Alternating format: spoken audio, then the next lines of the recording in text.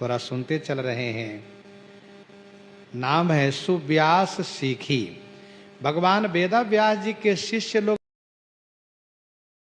बहुत हुए हैं, शिष्य पर शिष्य, अलग अलग सभी को पुराण उपनिषद वेद का ज्ञान कराया है।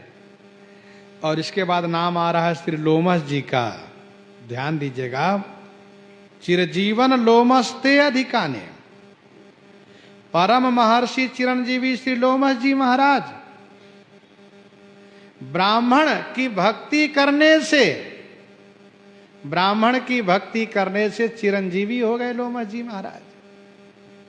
अच्छा, इनके बारे में कथा ऐसी आती है कि लोमस जी ऐसे चिरंजीवी हैं, ऐसे चिरंजीवी हैं लोमस जी महाराज कि एक ब्रह्मा जी महाराज, जब एक ब्रह्मा जी महाराज का स्वर्गवास साकेतवास होता है तो इनके एक रोम झरते हैं,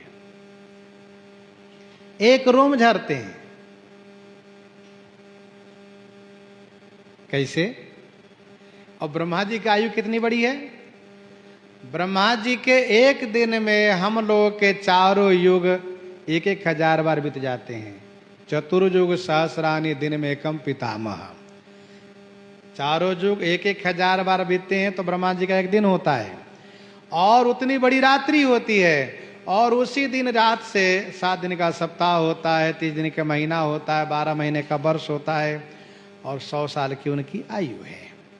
एक ब्रह्मा जी जब मरते हैं, सीधे शब्दों में कहिए तो लोमस जी महाराज के एक रोम झरते हैं। इस प्रकार से 3.5 करोड़ रोम है इनके शरीर में, और सबके शरीर में 3.5 करोड़ रोम होते हैं।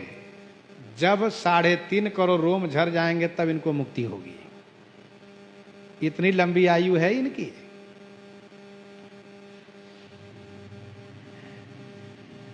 ऐसे चिरंजीवी श्री लोमस जी महाराज एक ब्रह्मा जी के बाद।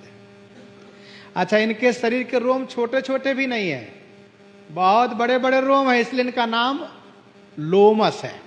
रा ला सवर्ण होता है, रोमस कह लीजिए तो ठीक नहीं लगता, लोमस, लोम ही लोम है। हाँ, रोम बड़े बड़े हैं पूरे शरीर में। एक बार की बात है, श्री लोमस जी महाराज अपनी इस लंबी आयु से घबरा करके, अरे बाबा बहुत दिन तक जिंदा रहना पड़ेगा, हमारे सामने सब आ रहे हैं, चले जा रहे हैं। अब बताओ, किसी को भी बुरा लगता है जब वे वृद्ध हो जाए और उनके सामने के सभी आए हुए चले गए, पता चला कि हमारे साथ वाले भी, बेटे नाती पोते सब चले गए, हम अभी जिंदा है। तो बेचारा घबराता है, भगवान हम कब तक जिंदा रहेंगे। लेकिन वे जरा अवस्था से परेशान हो करके, पर लोमस जी में ऐसी बात नहीं है।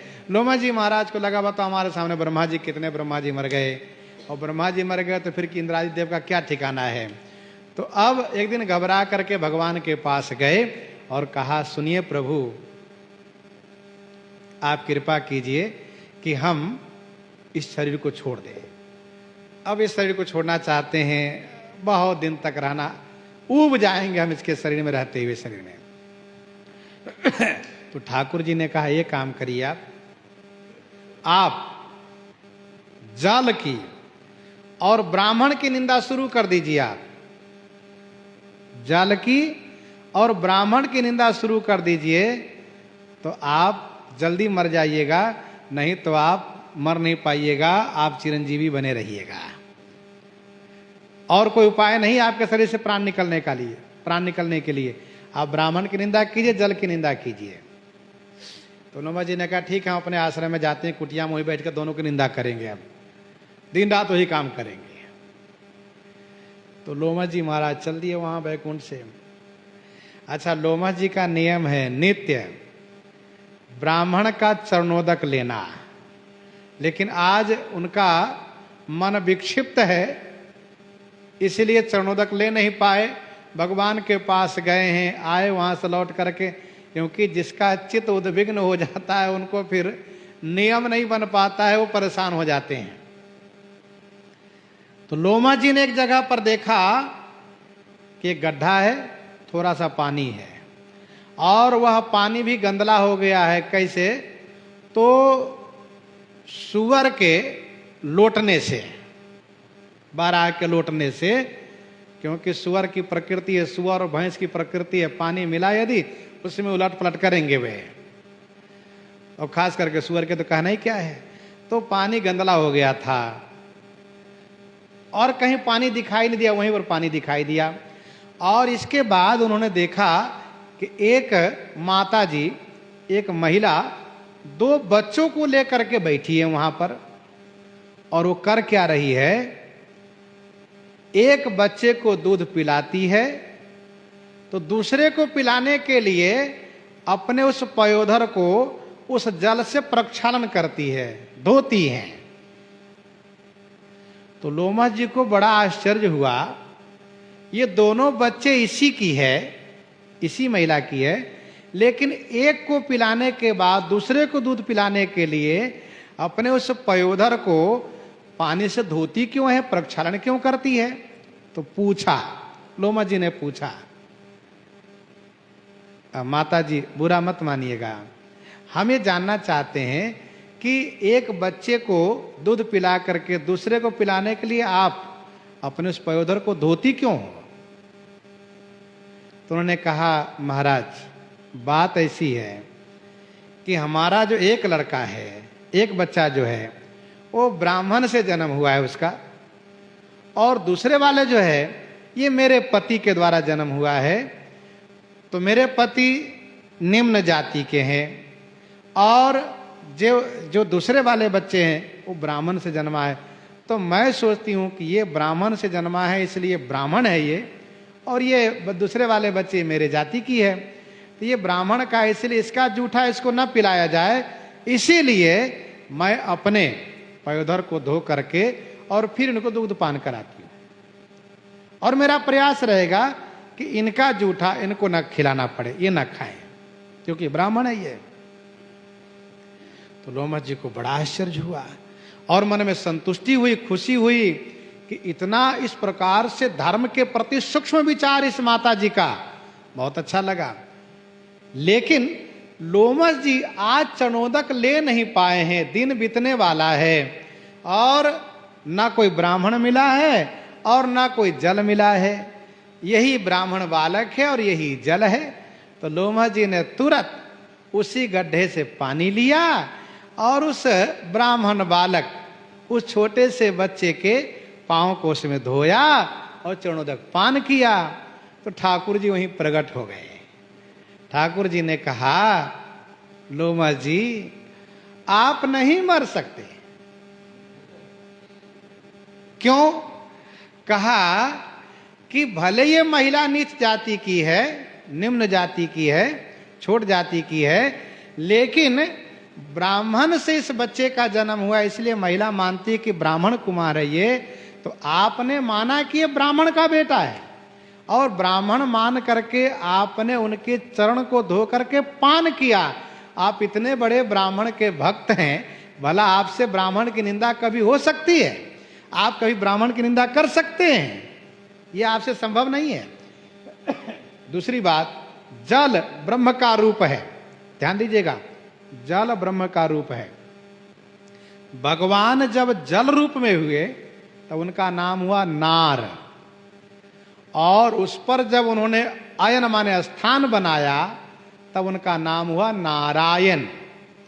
तो ब्रह्म रूप है जल। ध्यान दीजिएगा, पानी को इस तरह से मत समझिएगा, ये हमारे जीवन है, प्राण है, पानी के बिना हम जी नहीं सकते, इसलिए पानी का सम्मान, पानी ब्रह्म रूप है। हाँ, गंगा जी ब्रह्म द्रव्य रूपा है। तो भगवान ने कहा, ठाकुर जी ने कहा, लोमस जी आप पानी की निंदा भी नहीं कर पाइएगा। क्यों? आपने देखा कि इस गड्ढे में सुअर लौट रहा था, फिर भी उस पानी को लेकर के ब्राह्मण के चरण को धोया। इसका मतलब आप पानी और ब्राह्मण की निंदा कभी कर नहीं पाइएगा। इसलिए मेरा आशीर्वाद है, आप चिरंजीवी ही रहिए। लोमस जी ने कहा, जय हो, ठीक है। ऐसे लोमश जी महाराज हैं। ये अद्भुत कथा लोमश जी की है। एक बार की बात है, देवराज इंद्र अपना महल बनवा रहे थे। देवराज इंद्र अपना महल बनवा रहे थे। विश्वकर्मा जी को कहा, सुनिए, ऐसा महल बनवाइए, ऐसा महल बनवाइए कि न भूतो न भविष्यति, न पहले वाले कभी किसी इंद्र का रहा होगा, न आगे किसी इंद्र को हो, ऐसा महल बनाइए। बेचारे विश्वकर्मा जी 100 वर्ष तक मेहनत किए, परिश्रम किए, लेकिन इंद्र के मन का तैयार नहीं हुआ। कहते नहीं, और बनाइए, और बनाइए। तो विश्वकर्मा जी श्री ब्रह्मा जी को प्रार्थना किए, प्रभु इंद्र को समझाइए, ये तो परेशान कर दिए हैं, बताइए। तो ब्रह्मा जी ने ठाकुर जी को स्मरण किया, प्रभु आप सहयोग कीजिए, इंद्र पागल हो गया है, अपने महल बनवाने में विश्वकर्मा जी को लगा दिया है। ठाकुर जी वहां पर मानव रूप में प्रकट हो गए और उस महल की प्रशंसा करते हुए प्रभु ने कहा, इंद्र, इसमें कितने विश्वकर्मा को लगाए हो? तो इंद्र ने कहा, इसका मतलब और भी विश्वकर्मा होते हैं क्या? हाँ हाँ, और भी विश्वकर्मा होते हैं। इसी बीच ठाकुर जी ने स्मरण किया लोमश जी को, आप आ जाइए। लोमश जी महाराज आ गए वहां, सिर पर चटाई लिए हुए, सिर पर एक चटाई रखे हुए हैं, आ गए। ठाकुर जी ने पूछा, महात्मन आपका परिचय? श्री लोमश जी ने कहा, लोग मुझे लोमश मुनि कहते हैं। ऐसा? हाँ। पहली बात ये बताइए कि आपके वक्षस्थल का ये बाल इतने कहाँ चले गए? यहाँ के जो रोम केस कहाँ चले गए? तो उन्होंने कहा, आपको नहीं पता, ये जितने रोम यहाँ के झड़ गए हैं, जो केस गिर गए हैं रोम, इतने ब्रह्मा जी मर गए। एक ब्रह्मा जी के मरने पर एक रोम मेरे झड़ते हैं, ऐसा कहां? तो आपके सामने कितने ब्रह्मा मर गए? कहा, गिनती मत करो, बहुत ब्रह्मा। इतने दूर का रोम गिनती करो तो 1000 तो होने चाहिए कम से कम। इतने ब्रह्मा जी को देखे, तो ये बताइए कि आप कितने इंद्र को देखे? लोमश जी ने कहा, रे इंद्र की तो गिनती नहीं है। अच्छा, इंद्र भी मरते? कहां, वो भी मर जाते हैं। अच्छा ये बताइए, ये चटाई आप क्यों रख रखे हैं? लोमश जी ने कहा, चटाई इसलिए रखा हूं कि ये क्षणभंगुर जीवन और थोड़े दिन की जिंदगी है, संसार से जब चला ही जाना है तो क्या घर मकान बनाने की आवश्यकता है? महल मकान बनाने में जीवन खपा दो। इसीलिए मैं चटाई रखा हूं, धूप लगती है तो ओढ़ लेता हूं और नींद आती है तो बिछा के सो जाता हूं। अच्छा, तो इंद्र को भारी आश्चर्य हुआ, इतने बड़े महात्मा, बताओ। इंद्र का मोह भंग हुआ और इंद्र ने सोचा, रे हम झूठे परेशान है घर मकान बनाने में। तो वास्तविकता यह है कि संसार की नश्वरता को यदि हम आप विचार करेंगे तो ये सत्य है कि सांसारिक प्रपंच में हम संलग्न नहीं होंगे। कर्तव्य को पालन करना एक अलग है, लेकिन अब दिन रात उसी में समय बिताओ, भजन पूजन छोड़ करके उसी में जीवन बिता दो, ये अच्छी बात नहीं है। एक बार की बात है, देवर्षि नारद जी अयोध्या जी से दर्शन करके लौट रहे थे। नारदादि सनकादि मुनीसा दर्शन लागी कौशलाधीसा, दिन प्रति सकल अयोध्या आवही। तो नारद जी लौट रहे थे तो लोमश जी दिखाई दिए। लोमश जी ने कहा, क्यों नारद जी, राम राम। हाँ राम राम लोमश जी। अच्छा नारद जी कहाँ से आ रहे हो आप?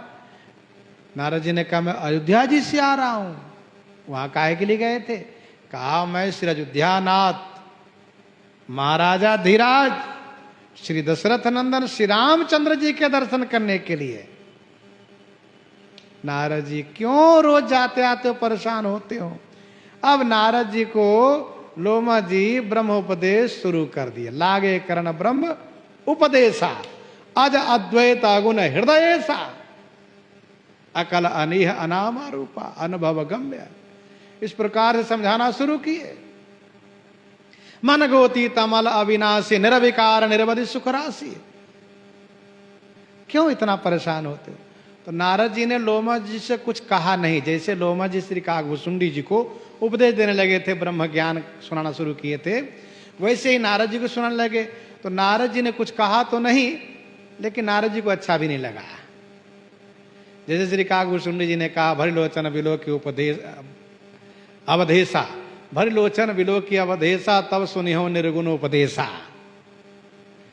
जो भगवान के मधुर स्वरूप को दर्शन करने वाले, भला उनको निर्गुण उपदेश कहां अच्छा लगने वाला है? नारद जी को अच्छा नहीं लगा तो नारद जी गए श्री राम जी के पास, शिकायत कर दिए। अब छोटे बच्चे कुछ कह दीजिए आप तो कहां जाएंगे? अपने माता पिता के पास जाकर कह देंगे कि देखिए ऐसा कह रहे थे। वैसे नारद जी ठाकुर जी के बड़े लाडले भक्त हैं। लोमा जी ने उनको समझाया, ज्ञानी बड़ा पुत्र होता है, भक्त छोटा पुत्र होता है। अब नारद जी ने जाकर के ठाकुर जी श्री राम जी से शिकायत कर दी है कि प्रभु लोमा जी मिले थे, हमको इस तरह समझाने लगे, हमको नहीं अच्छा लगा। अब एक बार कृपा करके उनको आप ही समझा दीजिएगा। हम घूमते ही रहते हैं, फिर ना कहीं समझाना शुरू करें तो इस तरह समझाते रहेंगे समझाते तो स्वाभाविक कभी हमको भी बुरा लग जाएगा। तो इसीलिए ठीक नहीं है, क्योंकि एक बार हाँ भिड़ गए श्री काकभूषुंडी जी तो परिणाम हुआ कि उनको कौआ बनना पड़ा, काग बनना पड़ा। और सरकार आपका नारद यदि कुछ बन गया ना तो फिर ये आनंद नारद को नहीं आएगा। इसलिए नारद को ऐसे नारद रूप में रहने देने के लिए थोड़ा उनको समझा दीजिएगा आप। अच्छा श्री राम जी ने कहा ठीक है। तो श्री राम जी क्या किए? श्री राम जी माया कर दिए, माया को प्रेरित कर दिए और महाप्रलय आ गया। प्रलय आ गया, उसी प्रलय में लोमा जी डूबने लगे। और डूबते हुए, उतराते हुए, तैरते हुए परेशान हो गए लोमा जी, मार्कंडे जी की तरह। फिर इसके बाद लोमा जी महाराज पहुंच गए वैकुंठ। भगवान विष्णु से उन्होंने कहा, सुनिए मेरी रक्षा कीजिए, मैं बहुत परेशान हो गया हूं। तो भगवान विष्णु ने कहा, लोमा जी मैं केवल एक ब्रह्मांड को पोषण पालन करता हूं और आपको जो माया लगी है वह अनंत ब्रह्मांडाधिपति भगवान श्री अयोध्यानाथ श्री रामचंद्र जी की माया लगी है, इसलिए आप वहां जाइए। अब इस तरह से घूमते घूमते कई ब्रह्मांड में गए, वहां भी यही हाल है। और परेशान भगवान विष्णु जहां मिलते वही कह देते हैं। तब भागते भागते परेशान होते फिर अयोध्या जी में आए और श्री राम जी के चरणों में गिर करके त्राहि माम प्रभु रक्षा कीजिए। तब श्री राम जी अपनी माया को समेट लिए, माया को सारा किए, खेल खत्म करो आप। खेल खत्म हुआ। ठाकुर जी ने कहा, देखिए आप अपने रास्ते पर अपनी स्वेच्छा से चलिए, अपनी इच्छा के अनुसार चलिए, लेकिन कोई इस तरह से भक्त हो तो उनको आप कुछ कहा मत कीजिए। कहा ठीक है प्रभु, कभी नहीं कहूँगा किसी से कुछ। हमारे पास जो आएंगे शिक्षा लेने, जो कहेंगे उन्हीं को शिक्षा दूंगा, अपनी तरफ से आपके भक्तों को घेर करके कोई शिक्षा नहीं दूंगा। अब समझ में आ गया, नारद जी को मैंने घेर करके जो समझाया था उसी के परिणाम सर मुझे इस तरह से भटकना पड़ा। ऐसे लोमा जी महाराज हैं।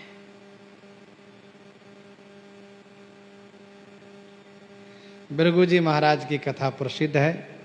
ब्रह्मा जी के पुत्र आप भी हैं और श्री भृगु जी महाराज त्रिदेव की परीक्षा लेने में इनका नाम है। और भगवान विष्णु के वक्षस्थल पर पद प्रहार किए, भगवान इनकी पूजा किए, जिससे इन्होंने इस बात को प्रमाणित किया कि भैया हो ब्रह्मा जी भी सबसे बड़े नहीं है। मैंने उनको प्रणाम नहीं किया तो नाराज हो गए। भगवान शिव भी बड़े नहीं, क्योंकि उनको मैंने थोड़ा उल्टा शब्द कह दिया तो वे नाराज हो गए। मैंने कह दिया पाखंडी हो, दम्भी हो, नाराज हो गए वे। तो देखो, एक तो प्रणाम न करने से नाराज होते, को कुछ अशब्द कहो तो नाराज, और एक ये हैं भगवान विष्णु, लात मारो फिर भी पूजा करते, इसलिए सबसे बड़े यही है।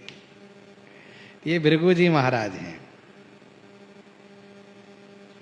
श्री दालभ्य जी का नाम आता है। दालभ्य जी श्री दत्तात्रेय जी के शिष्य हैं, भगवान के परम भक्त हैं। श्री अंगिरा जी महाराज देवगुरु बृहस्पति जी के पिता हैं, परम तपस्वी हैं। इनकी भी बड़ी सुंदर कथा है पुराणों में। इसके बाद नाम आता है श्री श्रृंगी ऋषि जी का। ये श्री विभांडक ऋषि के पुत्र हैं। और श्रृंगी ऋषि वशिष्ठ बोलावा, पुत्र काम शुभ यज्ञ करावा। गुरु श्री वशिष्ठ जी महाराज श्री श्रृंगी ऋषि जी को बुलवा करके इनके द्वारा यज्ञ संपादित कराए, जिस यज्ञ से भगवान श्री राम चारों भाई का प्राकट्य हुआ है। ऐसे श्रृंगी ऋषि जिनका विवाह श्री शांता जी से हुआ है, यह कथा प्रसिद्ध है। श्री जावाली जी महाराज श्री दशरथ जी महाराज के अष्ट धर्म मंत्री में से एक, अष्ट जो धर्म मंत्री है, धर्म के मंत्री है, 8 राज्य मंत्री है और 8 धर्म मंत्री है। तो धर्म के जो मंत्री है उसमें श्री जावाली जी भी हैं। मायादर्श, माया को दर्शन करने वाले मार्कंडे जी का नाम आता है। मृकंडू ऋषि के पुत्र हैं। शिव जी की आराधना करके चिरंजीवी हुए हैं। भगवान की माया का तथा अक्षय बट के पत्र पर, अक्षय बट के पत्ते पर भगवान बाल मुकुंद को दर्शन किया है और उन्होंने वंदन किया है। करारविंदे न पदारविंदम मुखारविंदे विनिवेशयंतम वटस्य पत्रस्य पुटे शयानम बाल मुकुंदम शीर्षा नमामि। इस प्रकार से इनका नाम आया है। कश्यप जी महाराज ब्रह्मा जी के मानस पुत्र है। मरीचि के ये सब पुत्र मरीचि के पुत्र हैं। और दक्ष की 13 कन्याओं से इनकी शादी हुई है और इनकी संतान से संसार परिपूरित है। इस प्रकार से इनका नाम है। नाम श्री पराशर जी हैं, जो श्री वशिष्ठ जी के पौत्र कहे जाते हैं। इन्हीं के पुत्र श्री भगवान वेदव्यास हैं। तो इस प्रकार से इन तमाम मुनि मंडलियों का नाम इस छप्पे में श्री नाभा गोस्वामी जी ने स्मरण किया है। समास रूप में हम लोग इन सबका स्मरण किए। इन्हीं के साथ आज सीताराम सीताराम सीता राम सीताराम सीता